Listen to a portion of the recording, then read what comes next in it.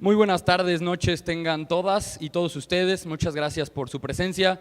Saludamos también a quienes nos acompañan por las vías remotas, en línea, por los canales de comunicación oficiales de la universidad. El día de hoy, en el marco de la 47ª Feria Nacional del Libro de nuestra alma mater, la Universidad Autónoma de San Luis Potosí, presentamos la publicación más reciente del doctor Juan Pablo Gómez Fierro, Una nueva acción de inconstitucionalidad en México. Agradecer que estén ustedes aquí con nosotros, agradecer también al doctor Juan Pablo y a quienes les acompañan para comentar la publicación en esta noche. Me voy a permitir dar una breve síntesis curricular de cada uno de los que nos acompañan. En primer lugar, el autor de esta publicación, Una nueva acción de inconstitucionalidad en México, es el doctor Juan Pablo Gómez Fierro, que realizó sus estudios de licenciatura aquí, en la Facultad de Derecho de la Universidad Autónoma de San Luis Potosí.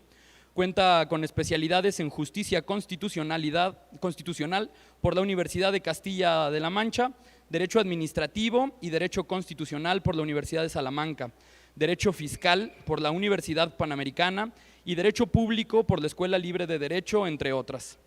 Es maestro en Derecho Constitucional y Derechos Humanos por la Universidad Panamericana y doctor en Derecho por la Escuela Libre de Derecho. En el área docente, él es profesor de posgrado en la maestría de Derecho Administrativo y en la especialidad en Derecho de Amparo de la Universidad Panamericana, en la maestría en Derecho Constitucional de la Escuela Libre de Derecho, en el diplomado en Juicios Constitucionales del Instituto Tecnológico Autónomo de México y en la maestría de Derecho Judicial de la Universidad de Perugia en Italia y el Tribunal Superior de Justicia del Estado de Oaxaca, así como también en algunos de los programas que imparte la Escuela Federal de Formación Judicial. Actualmente, él es juez segundo de distrito en materia administrativa, especializado en competencia económica, radiodifusión y telecomunicaciones, con residencia en la Ciudad de México y jurisdicción en toda la República. Juan Pablo, bienvenido.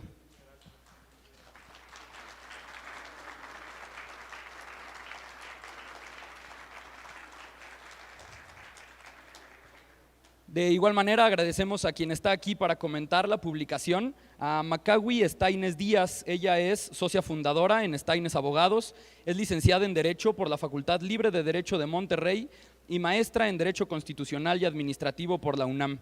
Entre sus estudios se encuentran la maestría en Derecho Procesal Constitucional en la Universidad Panamericana y la especialización en Derecho Constitucional en la Universidad de Salamanca, en España. Con una amplia trayectoria jurisdiccional, se desempeñó por 12 años como secretaria de Estudio y Cuenta de la Suprema Corte de Justicia de la Nación. Nadie más legitimada que Macawi Estaines Díaz para comentar este día la publicación. Muchas gracias, Macawi.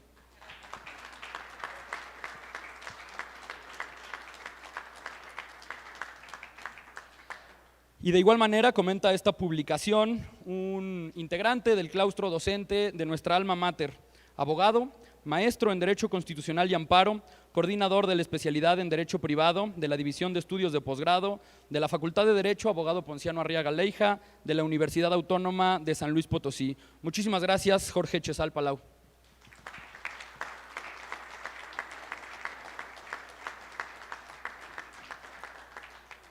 Y bueno, sin más preámbulo, Macawi Estaines, te cedo el uso de la voz para comentar la obra.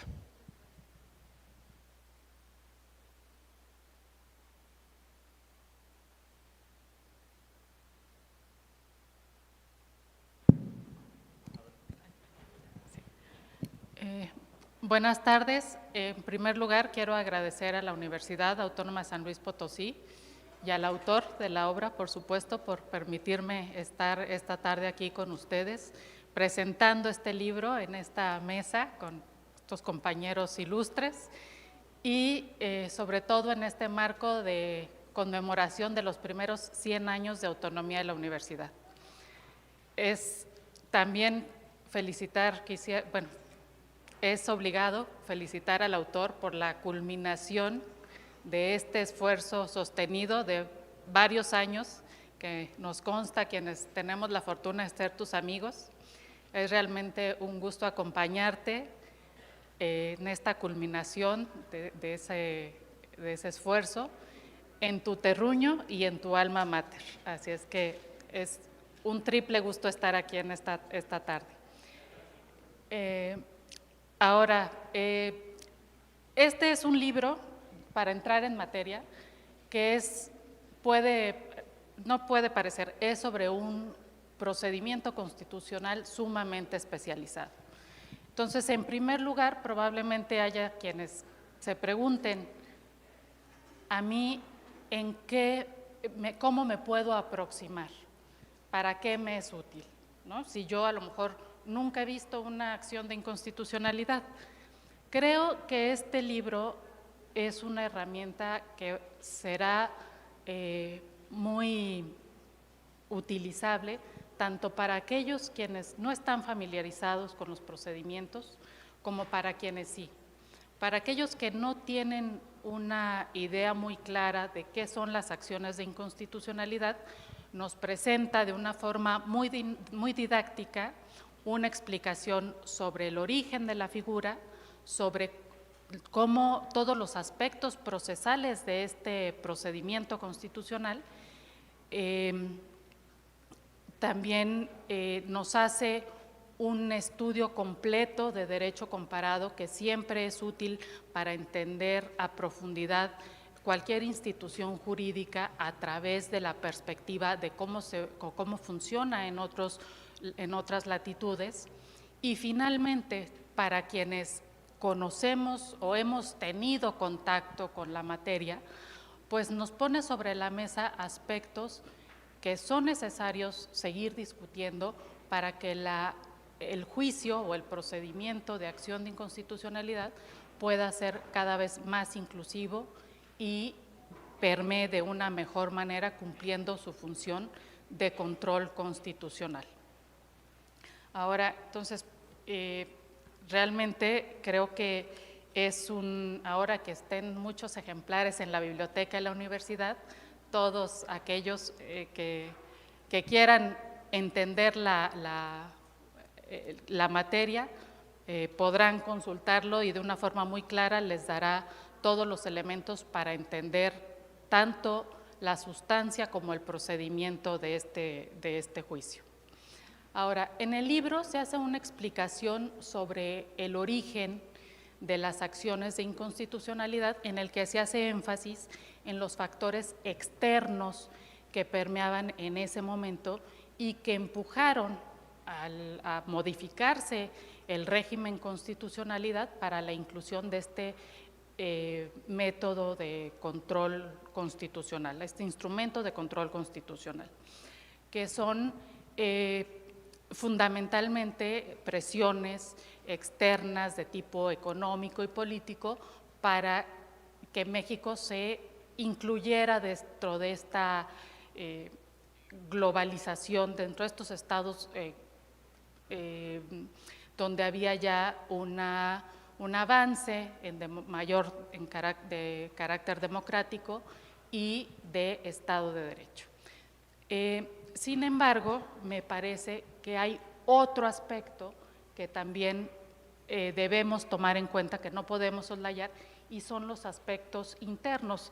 Si bien puede ser también como consecuencia de estas presiones externas, pero ya era inminente una transición democrática. Entonces, de alguna forma, esta fue la inclusión de estos métodos de control constitucional, me parece, o al menos desde mi punto de vista, fueron una válvula de salvamento de aquellos que en ese momento eran mayoría arrasadora, pero que muy probablemente con las transiciones democráticas que, insisto, eran inminentes, ya no tendrían esas mayorías y tendrían que empezar a negociar y a dialogar y a resolver los problemas o los diferendos de tipo político de otra manera, porque hasta ese momento había una verticalidad en la solución de todos los conflictos políticos, ¿no? O sea, había un jefe máximo que era el que daba línea y resolvía todo. A partir de que se preveía que habría una transición, pues era claro que esa verticalidad se perdería y pues tienen que entrar todos ya a jugar en un esquema de sesiones, de diálogos, y estos métodos de control eran, me parece a mí, una válvula de escape.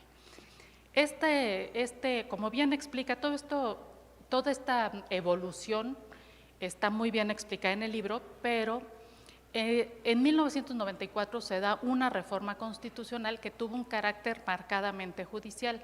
Se reforma en la Suprema Corte, se incluyen estos medios de control, la controversia constitucional, las acciones de inconstitucionalidad, se le quita, para tratar de hacerlo un tribunal constitucional.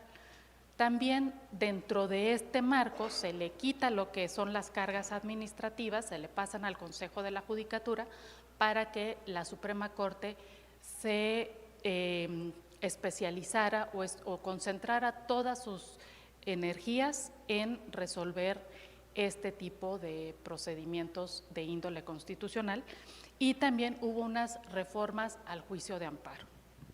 Entonces, ¿cuál fue la finalidad, al menos la finalidad declarada de esta reforma con la inclusión del amparo de las controversias y las modificaciones, perdón, de las acciones de las controversias y las modificaciones al amparo?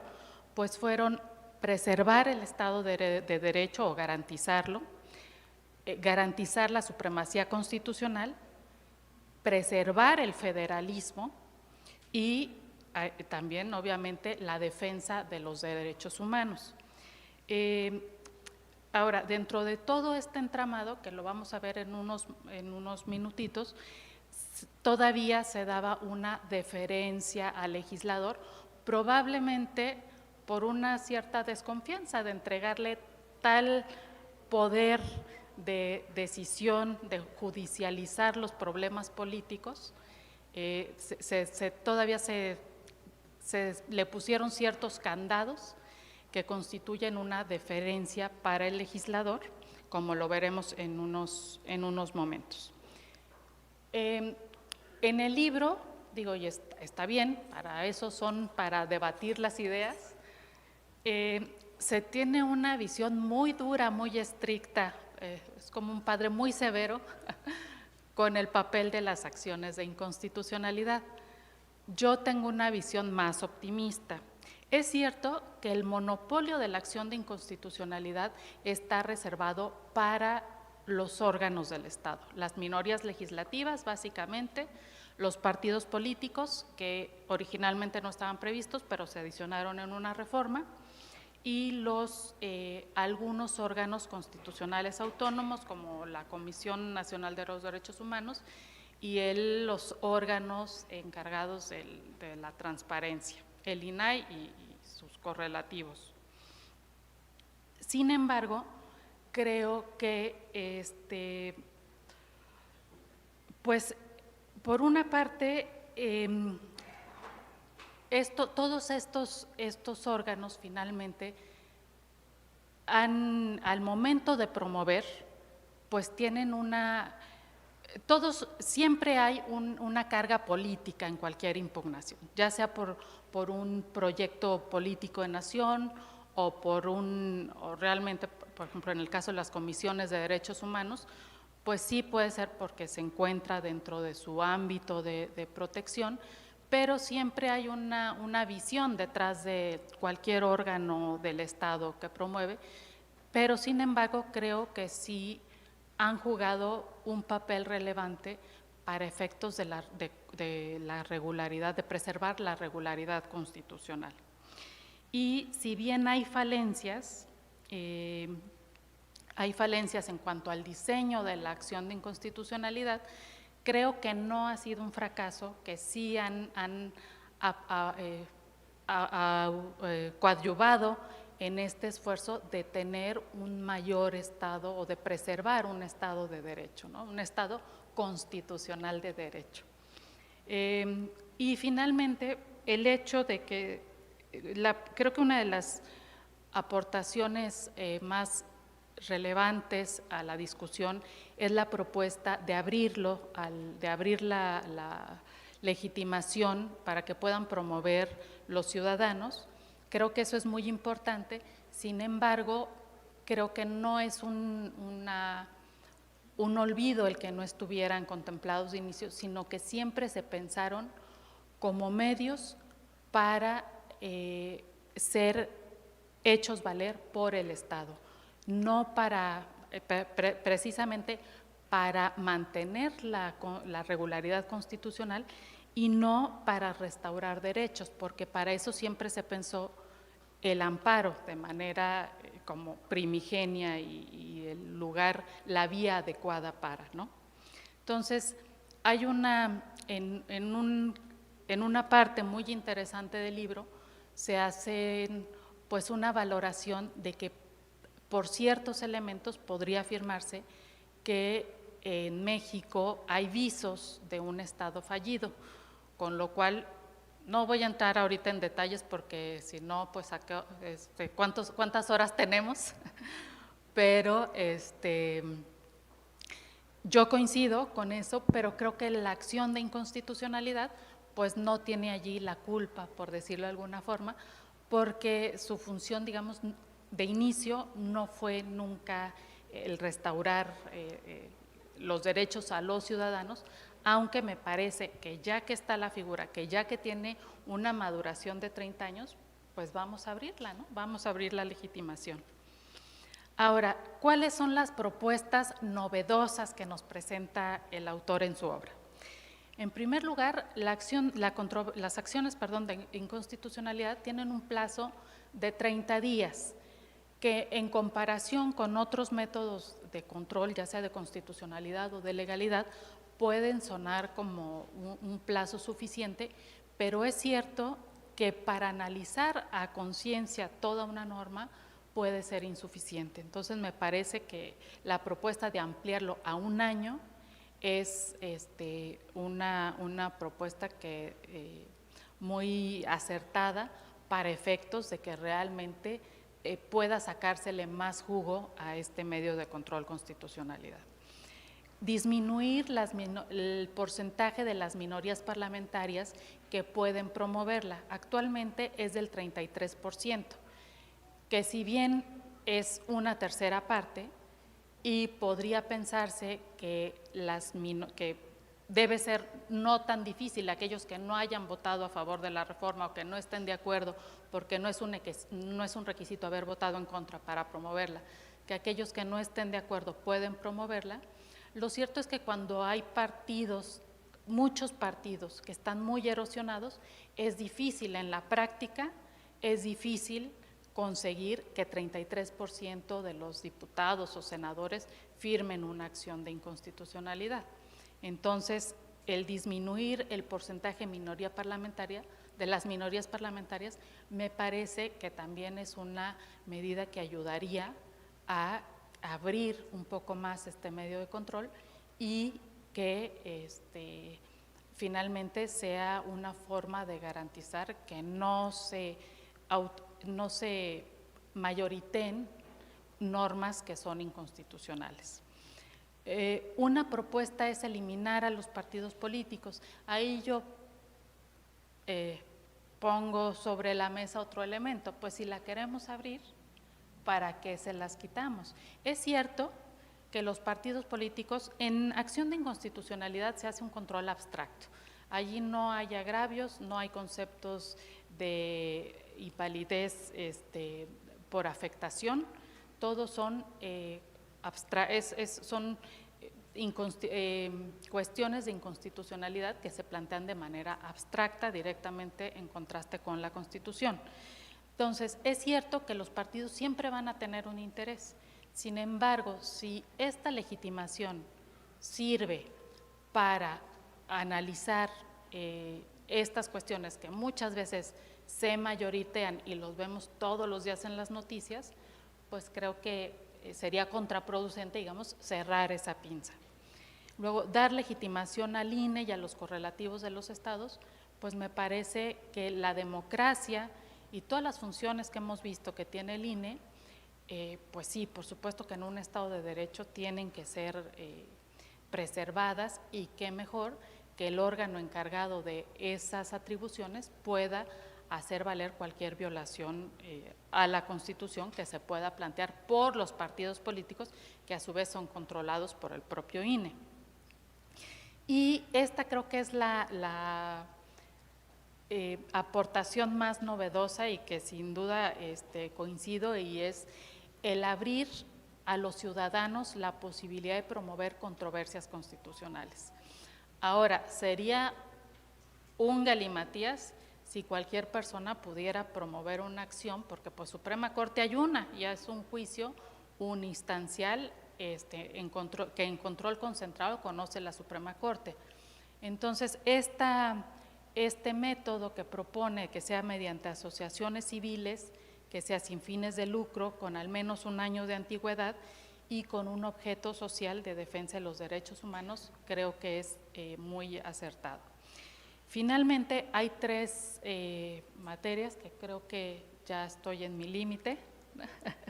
Entonces, no, hay 3 aspectos que creo que son fundamentales. Estos, de verdad, creo que sí o sí hay que reformarlos, porque esas sí son, desde mi punto de vista, falencias de la creación del sistema y que tienen que ver con esa deferencia que se dio al legislador por sobre el controlador de los órganos, el controlador de la constitucionalidad, que son la invalidez por mayoría simple. Actualmente, para que una norma en acción de inconstitucionalidad sea declarada inconstitucional, se requiere de una mayoría calificada de 8 sobre 11. Entonces, muchas veces los cálculos políticos son: no necesito 6 votos para ganar, necesito 4 para que se desestime. Entonces, el pasar de una mayoría calificada a una mayoría simple creo que es impostergable. Permitir la suspensión, que actualmente la suspensión no procede en contra de normas generales, hay solamente 2 excepciones, que una está narrada en el libro, está explicada, y la otra acaba de ocurrir hace una semana. Entonces, creo que ese es un paso también adelante para que realmente sea una herramienta mucho más útil. Y actualmente los efectos de la declaración de invalidez surten, bueno, la Suprema Corte tiene facultades para decretar el momento a partir del cual surten efectos, pero hay una prohibición, y es que no pueden fijarse efectos retroactivos. Entonces, lo que ya surtió la norma entre que entró en vigor y que se resolvió la acción de inconstitucionalidad, esos, salvo en materia penal, pues ya quedan incólumes. Entonces, creo que esa posibilidad de retroactividad cuando se conceda la suspensión, como se propone en la obra, sería muy importante para que sea mucho más, una herramienta mucho más eficaz de control de constitucionalidad. Creo que me excedí un poquito, ¿estoy bien? Pero bueno, pues muchas gracias a todos por estar aquí. Gracias, Juan Pablo, por la invitación a la universidad.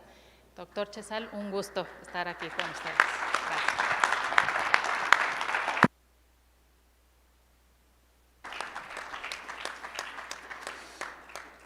Muchas gracias por la oportunidad de estar el día de hoy con todos ustedes, Juan Pablo. Verdadero privilegio. Sobre todo porque el poder hablar de esta obra y poder hablar de su autor es muy importante. Juan Pablo, señor juez, Juan Pablo Gómez Fierro, es alguien que gusta de nadar entre tiburones y retar a las alturas, y no lo digo metafóricamente, practica el buceo y el alpinismo. Entonces, eso más que nada nos expresa una manera de ser y nos expresa una manera de entender el mundo.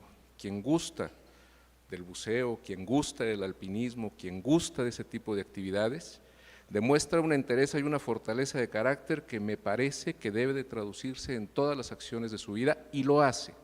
Lo ha demostrado como juzgador y lo demuestra como autor. Por eso me parece que hablar de este libro es hablar, se lo dije a él en una ocasión, de una obra de carácter fundacional. ¿Por qué? A mí me tocó en suerte, cuando yo creo que Juan Pablo apenas estaba empezando con esos temas de que a lo mejor se metía en una alberca a nadar, o algo así por el estilo, la reforma de 1994, cursando yo un diplomado organizado por la Suprema Corte de Justicia de la Nación en la Ciudad de México. Y justamente nos toca a la mitad del diplomado la reforma de 1994. Entonces a nosotros nos tocó conocer lo que era antes y lo que era después. Y nos tocó vivir con los ministros de la Corte, que eran nuestros maestros, lo que era esta transición a este sistema de justicia constitucional. Y no le gustaba a nadie. Es decir, no se entendía, no se comprendía, era una necesidad de carácter político. Cuando Ernesto Zedillo manda la iniciativa, inmediatamente se elevaron muchas voces diciendo que de eso de qué se trataba. Básicamente traíamos una controversia constitucional que existía desde el año de 1917 en el artículo 105, que nadie sabía para qué servía y que se habían promovido 3 o 4 en toda la historia del siglo XX en México. No existía la acción de inconstitucionalidad. Por supuesto que el amparo sufrió también algunos cambios, se agregó un tema de una apelación en materia federal que todavía hoy se conserva y que mantiene a la Suprema Corte como un tribunal todavía mixto y no constitucional completamente. Pero me tocó entonces participar oyendo esos debates y eso genera una inquietud en su momento. ¿Esto para qué va a servir? Se estaban tomando ideas de otros países, se había incorporado la reforma con una legitimación muy limitada respecto de quienes podían participar. Los partidos políticos no jugaban al principio, ni siquiera. De hecho, la primera acción de inconstitucionalidad que se promueve en México se sobresee porque es una acción en materia electoral. Entonces, era una institución que parecía destinada al fracaso. Pero la acción de inconstitucionalidad demostró la nobleza, la entereza y la misma valentía que demuestra Juan Pablo en esas actividades que le gusta realizar, porque la acción de inconstitucionalidad se ha venido construyendo sola. Es decir, ha sido una institución que ha sobrevivido a ataques y a cuestionamientos, que a fuerza de jurisprudencia y de interpretaciones de la Corte ha venido desarrollándose y ha tenido algunas reformas, sí, pero normalmente la mirada voltea al tema de la legitimación. No se voltea a ver el tema de la suspensión, no se voltea a ver el tema de los efectos, sino más bien quienes pueden llevar el asunto a la Suprema Corte para que finalmente se conozca de las acciones de inconstitucionalidad. Entonces me parece que cuando tenemos un libro como el que escribe Juan Pablo Gómez Fierro, en donde hace ese repaso del origen de la institución y nos propone cambios concretos de lo que él, su experiencia y lo que él ha visto, piensa que pueden venir a mejorar a esta institución que de suyo ha demostrado esa nobleza y esa entereza para sobrevivir, me parece que entonces el título de fundacional le queda perfectamente a la obra. Tiene además, Juan Pablo, el terrible descaro además de escribir muy bien, es decir, es una lectura muy ágil, es una lectura que no es cansada. No es una obra que tenga unas aspiraciones de demostrar que conoce un lenguaje técnico complejo, que nos llena de citas bibliográficas y que lo hace de difícil lectura, y eso también se agradece. Yo he tenido la experiencia de ser maestro y uno de los cuestionamientos que yo más he hecho es ¿por qué escribimos libros tan aburridos? ¿Por qué escribimos cosas que resultan hartantes, que resultan difíciles, porque no estamos pensando en el lector, estamos pensando para nosotros mismos? Y me parece que Juan Pablo logra despojarse de eso y logra traducir en un texto de lectura muy sencilla una obra muy importante. La parte de los antecedentes es muy interesante, esa parte que yo ya les comentaba que me toca presenciar de alguna manera, no la encontramos realmente platicada o sistematizada en ninguna parte. Tenemos libros como el de Brahe Camazano, como algo que escribió Elisur Arteaga sobre la acción de inconstitucionalidad, pero ahí yo contradeciría al autor del prólogo, al ministro González Alcántara Carranca, que les echa muchas porras, y yo diría que no merecen tantas, porque en realidad son obras que platican la institución. No entran a un debate profundo, no entran a un análisis de fondo, y ese es algo que Juan Pablo sí hace. Por lo tanto, esa primera parte del libro, con esa historia, con esa visión crítica, con esa explicación del contexto que vivía México en aquel entonces, insisto, él todavía muy joven, pero que ya algunos lo enfrentábamos y lo teníamos que vivir en nuestra cotidianidad, entenderemos muy bien por qué era una necesidad que se tenía en México de poder contar con otras herramientas, además del juicio de amparo, para poder preservar el orden constitucional. Luego Juan Pablo nos da referencias técnicas de la institución, nos la explica, nos la comenta y nos la detalla. que de suyo ese capítulo podría ser un libro aparte. O sea, es decir, ese ya podría por sí mismo ser un manual de la acción de inconstitucionalidad y cumpliría perfectamente con esa función. Pero nos lleva todavía más allá. Insisto, yo creo que por ese gusto de escalar montañas, entonces nos quiere llevar a otras alturas, y entonces nos hace un recorrido del derecho comparado muy interesante. Nos lleva por Colombia, nos lleva por Perú, nos lleva por Brasil, nos lleva por Alemania, nos lleva por Italia, nos lleva por España, y cada uno de los apartados del libro que ustedes podrán encontrar ahí dedicados a cada una de las instituciones similares en estos países, podrían también venderse por separado como folletos generales respecto de cada una de estas temáticas. Entonces realmente Juan Pablo lo que nos está dando es una enciclopedia compendiada más que un solo libro, porque podrían leerse perfectamente de manera desligada y de manera autónoma y podríamos tener una visión muy clara de cómo funcionan estas instituciones en otros países. Yendo todavía más allá, insisto, hace también ese análisis de la acción, pero además con espíritu crítico, con una visión que, regreso a lo que dice el autor del prólogo, el ministro González Alcántara Carrancá, democratizadora, hace un planteamiento de reforma para decir esto puede funcionar mejor. Esto se puede convertir en una herramienta de equilibrio del poder público en México, en donde no nada más los órganos del Estado tengan acceso para poder cuestionar la constitucionalidad de las normas. Yo recuerdo mucho aquellas voces que decían, ¿para qué queremos la acción de inconstitucionalidad si ya existe el amparo?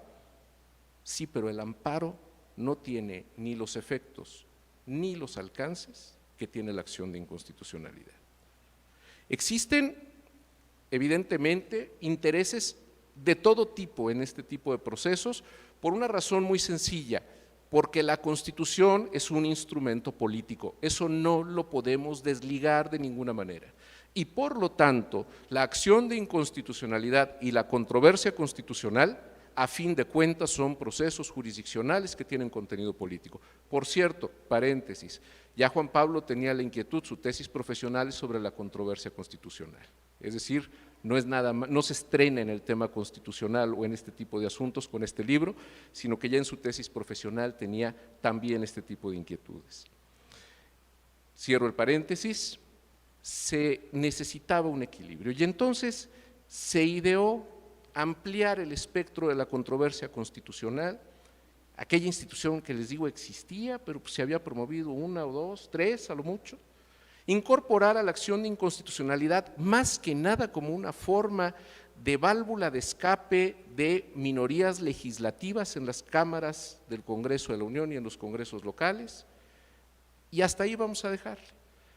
Cuando de pronto llega esa acción de inconstitucionalidad en materia electoral, se sobresee y entonces pues vamos a incorporar a los partidos políticos. Pero seguía existiendo un problema que al día de hoy no se ha resuelto y es ese sentir que México se divide entre mexicanos de primera y de segunda. Los mexicanos de primera, quienes tienen acceso a la defensa constitucional a través del amparo o a través de algún mecanismo judicial, y los de segunda, que son los que tienen que aguantar la ley a secas. Es decir, si yo voy y promuevo un amparo, la relatividad de la sentencia permite que a mí una norma no se me aplique, pero a todos los demás sí. En el momento que la acción de inconstitucionalidad permite una declaratoria que extrae del orden jurídico esa norma inconstitucional, hace más justo el derecho. En el momento que la controversia constitucional permite esos cuestionamientos competenciales y permite incluso también impugnar ciertas normas de carácter general, logra que exista un poco más de justicia. Por eso no podríamos pensar que la acción de inconstitucionalidad o la controversia, pero en este caso la acción, son solamente instrumentos de carácter político o solamente cuestionamientos de carácter jurisdiccional respecto de acciones políticas, como es la factura de las leyes, la hechura de las leyes. Porque a fin de cuentas los efectos se traducen también en un beneficio, en un orden jurídico más justo, porque en el momento que se logran esos 8 votos en el Pleno de la Corte, esa norma deja de existir. Y pareciera que en México siempre hemos tenido ese gran temor de que las normas inconstitucionales no las queremos sacar tan fácil. Prueba de ello es que cuando incluso se incorpora la Declaratoria General de Inconstitucionalidad en materia de amparo, todavía dejamos el pie adentro en el régimen autoritario diciendo menos las fiscales. Esas no las vamos a tocar, porque esas tocan el bolsillo del Estado.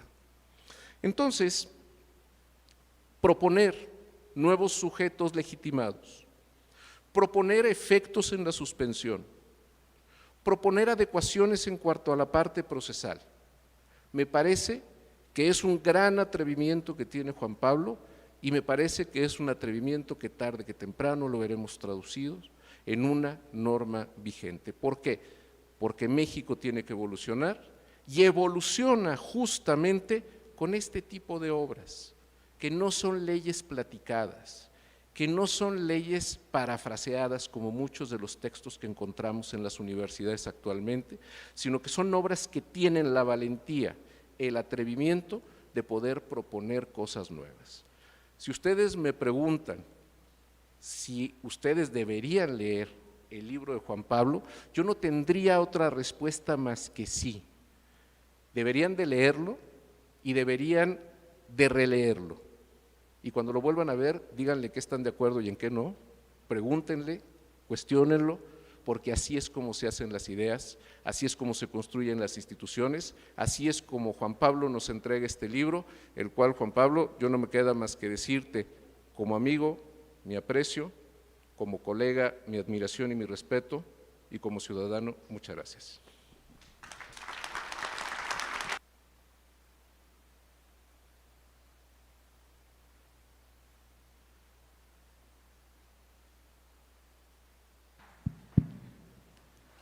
Pues muy buenas noches a todas y a todos. Estoy muy agradecido que me acompañen una vez más, en muchos casos, a la presentación de este libro. Y quiero empezar agradeciendo a los presentadores. Primero, son amigos a los que les tengo un gran afecto. Conozco a Jorge Chezal desde hace más de 20 años, cuando litigaba en el juzgado. Yo iba empezando como meritorio por allá del año 2002. ¿no? Conozco a Macagui desde hace más de 10 años, cuando fuimos compañeros secretarios en la Suprema Corte de Justicia de la Nación, y con ambos conservo una gran amistad y en lo personal pues un afecto muy grande. En lo jurídico, pues los respeto mucho, son yo creo que las voces autorizadas para hablar del tema, y quién más que ellos para poder aportar sus ideas a una propuesta, tal como lo dice Macagui. Es una propuesta como un saque de decir, esta es mi propuesta y podemos o no estar de acuerdo, pero vamos a debatirlo, vamos a analizarlo, vamos a explorarlo, vamos a complementarlo con otras ideas y a partir de ello, pues generar esto, ¿no? Generar un mecanismo de control de constitucionalidad que sea eficaz y que pueda desde luego tener un efecto práctico en la vida de todas las personas. Decía Macagui cuando inició, y me parece muy acertado el decir, es altamente técnico lo que habla el libro, pero nos importa a todos. Es un mecanismo que hace valer el derecho de todos los que estamos aquí, todos los que nos ven a través de, y de todas las personas, de los más de 120 millones de mexicanos, porque importa y está referido a nuestros derechos, y este es un mecanismo que permite justamente hacer efectivos los derechos que ya están reconocidos tanto en la Constitución como en los tratados internacionales de derechos humanos. Tenemos un cúmulo muy importante de derechos que sin mecanismos eficaces que permitan ponerlos en práctica, defenderlos, protegerlos, pues estos carecerían de objeto, carecerían de eficacia. Y este trabajo se da, y también lo decía Jorge Chezal, en un contexto histórico, ya hablo de histórico porque ya pasaron casi 30 años, muy complejo. En el año de 1994 yo tenía 11 años, seguramente estaba aprendiendo a nadar ahí en alguna alberca y recuerdo que fue un año muy complicado para el país. Inicia primero con el levantamiento armado en el estado de Chiapas, más adelante el 23 de marzo con el asesinato del candidato presidencial Luis Donaldo Colosio, más adelante con el asesinato también del líder del Partido Revolucionario Institucional, luego el cardenal, luego una crisis económica durísima en el mes de diciembre, en este cambio de transición también hacia el poder presidencial. Un año sumamente complejo y yo creo que este año marcó un antes y un después.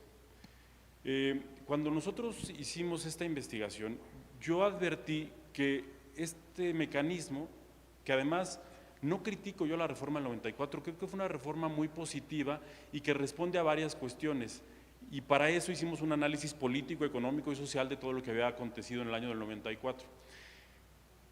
Responde a varias cuestiones. Yo le doy mucha preeminencia o preponderancia, si se puede decir así, al tema económico. México se estaba sumando al grupo de los ganadores de los principales países con economías desarrolladas y México quería jugar. Pero entonces cuando México quería levantar la mano para que lo invitaran a jugar, los otros le decían, sí puedes jugar con nosotros, pero tu sistema de protección de derechos humanos es sumamente deficiente. No tienes protección, no garantizas una protección real y eficaz de los derechos fundamentales. Esto incluso pasó desde antes el gobierno del presidente Salinas, donde seguramente yo tendría como 2 o 3 años, pero también le reclamaban lo mismo, que eres suscribir tratados con nosotros, pero falta esto otro, ¿no? Nace así incluso, así lo advierto yo, la Comisión Nacional de los Derechos Humanos como mecanismo no jurisdiccional de protección de derechos humanos. Luego, ya en el gobierno del presidente Zedillo, pues sí podemos suscribir tratados y dicen el gobierno mexicano, bueno, tenemos el juicio de amparo, sí, pero el juicio de amparo tiene una falencia, tiene un problema endémico que es la relatividad de las sentencias de amparo, una norma que es inconstitucional, una norma que expide un Congreso y que es contraria a la Constitución, va a permanecer ahí. Y tiene razón Jorge cuando dice, parece que el sistema está diseñado para que a pesar de que sean inconstitucionales y porque yo lo he visto en los juicios que conozco, siguen estando vigentes. Y bueno, sale esta reforma, me parece muy positiva, dota a la Corte de herramientas de un verdadero tribunal constitucional. Existía la controversia constitucional, se refuerza, se le dan las facultades de un verdadero tribunal constitucional y con esto lo que se busca es justamente fortalecerlo. Y veo también muy en el sistema ya interno lo que decía también Macahui en el sentido de, ok, está este problema al exterior, tus socios comerciales piden tengas mecanismos eficaces de protección de derechos fundamentales, pero también había ya un cambio inminente en la transición política del país. Para estos años, para el 94, estaba a punto de perderse ya la hegemonía del partido en el gobierno que había tenido al menos durante casi 70 años. Entonces, poco a poco, en el contexto político nacional, se iban ganando elecciones ya por parte de la oposición, iban tomando terreno ya en las cámaras, en los congresos. Entonces, era también una concesión que hacía el Estado para decirles, les estamos también respondiendo a esta exigencia y a este cambio democrático que el país exige. ¿Qué sucede desde mi punto de vista en esta entrega en la acción de inconstitucionalidad? Tal vez sea un poco severo en esta parte como la crítica que hago. Nace muerta la acción de inconstitucionalidad y ese comentario lo hago tal vez muy severo porque originalmente, cuando viene la propuesta de reforma constitucional, lo que se exigía a las mayorías para que pudieran impugnar una norma era el 49%. Y cuando le dijeron al presidente Zedillo, es que esto es mucho, dijo, no importa, se las vamos a bajar al 33%, pero no había un grupo al interior del Congreso que pudiera juntar un 33%. Entonces nace la acción de inconstitucionalidad, pero nace para no servir, ¿no? Entonces, nace como para decir, ahí va a estar, y no la van a poder usar al menos en algunos años. Decía Jorge, y con muy buena precisión, la primera acción que se promovió terminó siendo improcedente, porque no se daban los supuestos, etcétera. Pero hay después un cambio muy preciso, también que es en el año 2000 con la transición democrática y que llega el gobierno del presidente Fox, donde la Corte se vuelve la válvula de escape para la solución de los conflictos políticos. Y se empieza un esquema, si se me permite la expresión, de judicialización de la política, donde son ya los jueces quienes terminan por darle cauce a estos problemas que surgían al interior de las cámaras, entre los estados, los problemas que surgían para proteger el sistema federal, la división de poderes, y entonces la Corte se vuelve como en un jugador central en este papel. Y creo que en este contexto, pues ya la acción de inconstitucionalidad toma una forma y una operatividad muy robusta, que además se va desarrollando en los siguientes años. ¿Qué sucede? Que en los próximos 30 años vamos viendo algunos cambios importantes que va teniendo esta institución, y el ritmo que va siguiendo, si bien podríamos decir fue positivo, nunca volteó a ver al ciudadano, es decir, siempre quedó como un mecanismo de negociación política, y me parece que sí, esa fue la idea original, pero las exigencias sociales, estas iban cambiando, y no cambiaba esto otro. La exigencia social de reconocimiento, de protección de derechos humanos va cambiando, pero nosotros permanecemos con instituciones de hace 30 años. Y cuando hago esta propuesta me doy cuenta que no era un problema de la acción de inconstitucionalidad, sino era un problema sistémico del control de constitucionalidad en México. ¿Por qué? Porque me parece que los abogados, me incluyo, tenemos como todo muy amparizado, y entonces cualquier solución a los problemas de construcción los veíamos con el juicio de amparo. ¿Cómo solucionamos esto? Con el juicio de amparo. ¿Cómo protegemos derechos supraindividuales? Pues ponle interés legítimo. Oye, pero es que está la relatividad de las sentencias, modula el principio. Oigan, pero tenemos otros mecanismos que ya tienen 30 años y que debemos replantearnos, debemos analizarlos en un contexto diferente. Así como hay hablando en términos económicos, una moneda que se expidió en el 94 y que termina actualizándose a la fecha, lo mismo me parece que debe pasar con las instituciones. Les decía yo, nace muerta porque primero nadie tenía el 33%, existía este riesgo. Pues el presidente se dijo, aquí se las dejo, pero se las dejo para que no la vayan a usar, porque además para poder expulsar una norma del ordenamiento jurídico van a requerir 8 votos, lo que naturalmente hubiera afectado en muchos casos la propia gobernabilidad, la eficacia de las decisiones presidenciales, veámoslo de esta manera. Y luego en la norma secundaria se dice, y ninguna norma va a poder ser objeto de suspensión. Yo creo que todo eso que tenía un contexto político, económico y social muy distinto, en algunos casos muy similar, pero muy distinto jurídicamente al que tenemos hoy, debería reflexionarse y actualizarlo a lo que tenemos hoy en día. Decía Jorge que me gusta mucho este tema del control de constitucionalidad. Sí, justamente en el año 2004 estaba hablando de lo mismo, pero en la controversia constitucional. Mi tesis era justamente de eso, y ahora lo que buscaba es cómo cerrar la pinza, cómo hacer que los 3 mecanismos de control de constitucionalidad funcionen, y que funcionen y lo hagan de manera eficaz. Creo que tenemos asfixiado al juicio de amparo, al establecer, por ejemplo, que las acciones civiles pueden ir al juicio de amparo en defensa de derechos supraindividuales, pues en muchos casos cumple esta función que yo creo que debería tener la acción de inconstitucionalidad, salvo que quienes vamos a resolver los amparos son los jueces, cuando bien podría la Suprema Corte, con la fuerza que tienen sus decisiones, pues entrarle para temas que en los últimos años hemos visto, ley de la industria eléctrica, ley de hidrocarburos, los temas electorales que están viendo ahorita, los temas de militarización. Todos estos temas bien podrían tener una válvula de escape a través de un mecanismo que sea eficaz y que esté puesto al servicio de los ciudadanos, no de una manera indiscriminada, decía Macagui, no podemos abrirle la puerta a todos los ciudadanos para que presenten una acción cada uno, porque terminaríamos justamente por saturar a la Corte. Pero sí me parece que podríamos buscar un mecanismo flexible, y a partir de este análisis de derecho comparado, donde analizamos lo que pasa en Europa, lo que pasa en Latinoamérica, España, Francia, Italia, y aquí en Latinoamérica, Colombia, Ecuador, Chile, Perú, pude identificar 3 criterios de legitimación. Uno muy cerrado, como el que tenemos nosotros en México, que es muy parecido al español, de hecho está inspirado en el sistema español, y como el que tiene Alemania, en parte Italia. Uno muy abierto, como el que tiene, por ejemplo, el caso colombiano, el caso de Ecuador, donde cualquier ciudadano pues, está legitimado para ir al Tribunal Constitucional y denunciar la contradicción de una norma con la Constitución. Y uno intermedio, que me parece que es el que podría ser útil para el caso mexicano. Países como Brasil o Perú habilitan a ciertas asociaciones, a ciertos grupos, para que puedan acudir al Tribunal Constitucional y defender la constitucionalidad de ciertas normas. Me parece que sí es un despropósito que se pongan obstáculos para expulsar del orden jurídico a normas que son en muchos casos abiertamente inconstitucionales.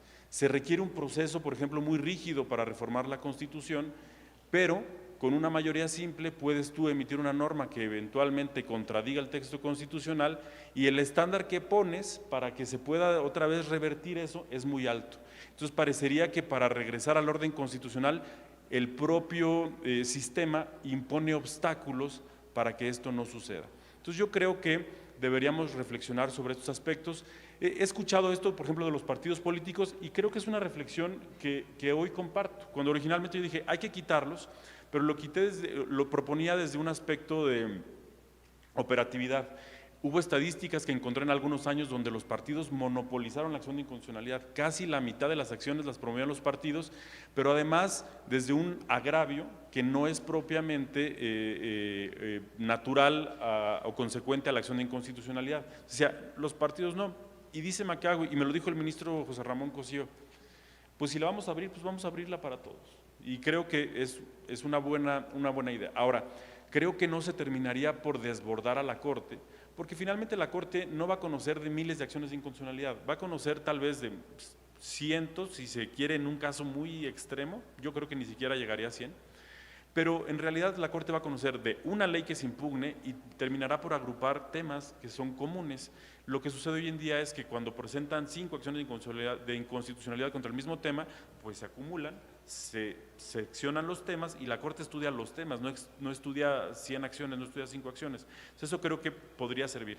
Y por otro lado, podría también despresurizar al juicio de amparo y a los tribunales de amparo que hoy se encuentran saturados con la carga de trabajo, porque los efectos relativos de las sentencias de amparo no permiten que pueda tener efectos hacia otras personas. Entonces esto implicaría que se promovieran tantos juicios de amparo como personas afectadas por una norma inconstitucional existirían. Y para poner un ejemplo y cerrar con esto, el caso del Padrón Nacional de Usuarios de Telefonía. Fue una norma que se expidió en el año 2021, que obligaba a todos los usuarios del servicio de telefonía a registrar sus datos biométricos para poder conservar una línea, con la consecuencia de que en caso de no hacerlo se suspendería esta. Y también para acceder a una línea tenía necesariamente que registrar sus datos. Las consecuencias eran… aparentemente esto no tendría ningún problema porque en muchos casos los entregamos, pero las consecuencias en los derechos de todas las personas eran sumamente gravosas. Primero, todos tenemos derecho de acceso a la información, a recibir, a difundir ideas, etcétera. Este derecho se vería mermado precisamente porque estos mecanismos constituyen una precondición para el ejercicio de otros derechos. Las tecnologías de la información y comunicación reconocidas a nivel constitucional son un mecanismo para hacerlos efectivos. La protección de los derechos fundamentales también estaba, de los datos personales también estaba en juego, porque no había mecanismos que permitieran proteger estos datos. Y además, decía la propia normatividad, quien cometa un delito y sea titular de esa tarjeta telefónica, de la tarjeta SIM, se presume responsable del delito de que se trate. Imaginemos que entran, esperemos que esto no pase, pero un grupo de delincuentes llevan todos los teléfonos y empiezan a delinquir con ellos. Serían responsables no ellos, sino las personas que son los titulares de los teléfonos. Y esto pues atentaba contra la presunción de inocencia, una ley que tenía varios vicios de inconstitucionalidad. Bueno, de los normalmente 500 asuntos que recibíamos nosotros en el juzgado en un año, en el año 2021, entre la ley de la industria eléctrica, la ley de hidrocarburos y el padrón de usuarios de telefonía, recibimos 9,000 asuntos, lo que correspondería a 18 años de trabajo de un juzgado chiquitito como el mío, que es en materia de telecomunicaciones. Y esto pudo haberse solucionado con una sola acción de inconstitucionalidad, donde la Corte pudo haberla recibido, pudo haberla suspendido y pudo haberla declarado, como así sucedió después, con efectos generales del orden jurídico mexicano, y despresurizar la carga a los juzgados para que se concentren sus esfuerzos en la resolución de los casos más complejos y de violaciones principalmente de derechos individuales. Pueden correr paralelo, pero es una válvula de escape. Y al principio no se activaban los mecanismos porque al interior de los órganos autónomos tampoco había un consenso de, a ver, si lo promovemos, pues podemos tener también estas consecuencias, o sea, cada quien le estaba midiendo de si se iban o no a enfrentar, ¿no? Entonces, me parece que abrirlo, democratizarla, decía el ministro González Alcántara, lo retoma Jorge Chezal, democratizar esta institución, me parece que podría terminar en muchos casos por proteger derechos fundamentales y darle un análisis sistemático a todo el mecanismo de control de constitucionalidad que tenemos. Establecer la suspensión, quitar la votación calificada, creo que abonaría mucho.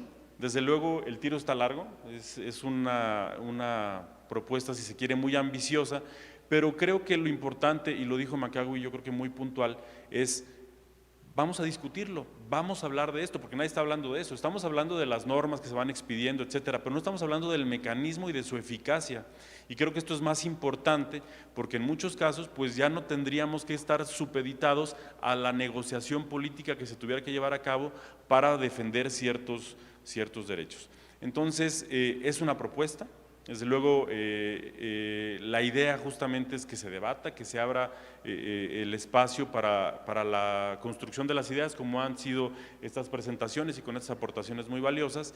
Y pues bueno, yo la verdad es que no me queda más que agradecerles, pedirles que compren la obra, que la analicen, que la discutan, que la critiquen, porque es parte de lo que se espera de estos libros, y agradecerles de verdad a todas, a todos, la presencia esta tarde aquí en este recinto, que además es mi alma mater. Siento mucha nostalgia cuando llego aquí a la universidad, porque pues hace casi 20 años estaba yo todavía estudiando, caminaba por estos pasillos, hacía mis trámites en estas oficinas, y pues siempre me he sentido muy cercano a la universidad, me siento universitario. La universidad ha sido muy generosa conmigo, no solo como estudiante, también como profesor. Decía Alejandro, mi querido Alejandro Cepeda, hace unos minutos, que de repente me ven los pasillos de la universidad, de la Facultad de Derecho, un lunes en la mañana. Le digo, me sigue gustando venir a dar clases, y vengo, doy la clase y me voy a la Ciudad de México, a la oficina, pero por esta conexión tan especial que tengo con la universidad y estar en este recinto con todos ustedes es para mí muy emotivo y muy reconfortante. Muchas gracias de verdad y buenas noches.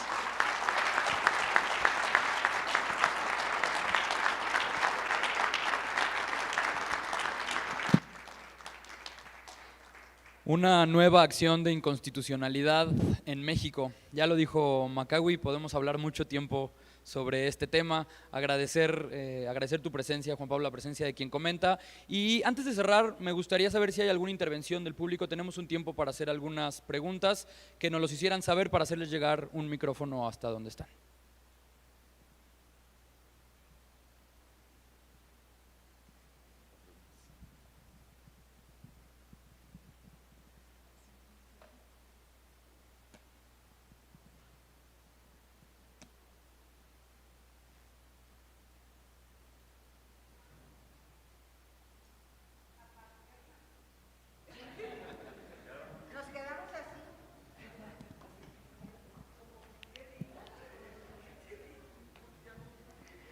Bueno, pues una vez más agradecer a quienes nos acompañaron a presentar esta obra, agradecerte, doctor Gómez Fierro, por haber aceptado la invitación a la 47ª Feria Nacional del Libro, y me gustaría invitar a la directora de la feria, la maestra Patti Flores Blavier, para que me ayudara a entregar los reconocimientos a quienes nos acompañan. Por comentar la obra, a la maestra Macagui Estaines Díaz. Macagui, muchas gracias.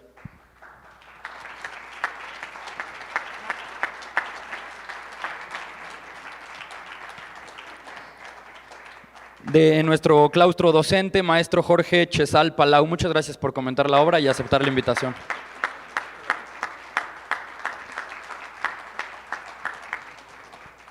Y desde luego al autor de una nueva acción de inconstitucionalidad en México, doctor Juan Pablo Gómez Fierro, una vez más muchas gracias por regresar a casa.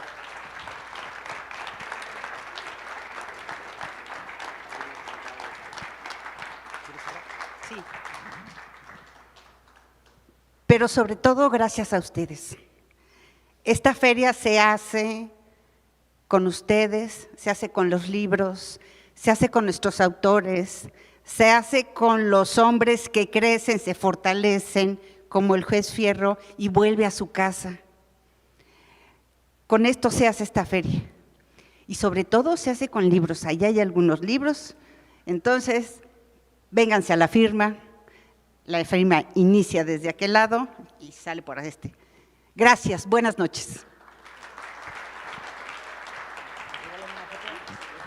¿Nos acompañas a la foto? Sí.